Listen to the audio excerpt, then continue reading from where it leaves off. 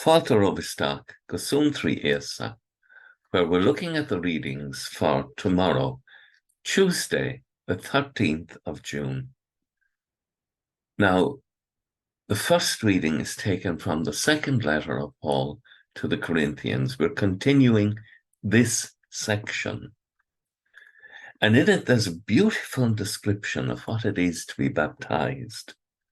Remember, it is God himself who assures us all and you of our standing in Christ. And the Father has anointed us, marking us with his seal and giving us the Spirit, the pledge that we carry in our hearts. This is what baptism has done for us.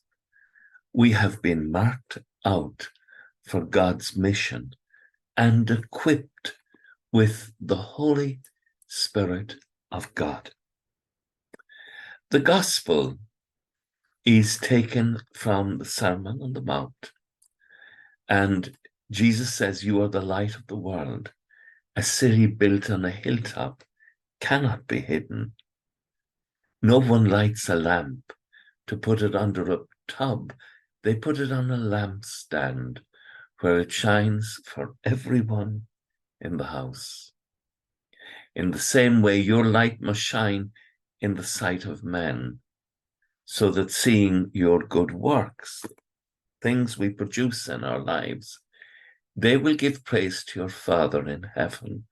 Now that's interesting. They won't praise you if we're successful.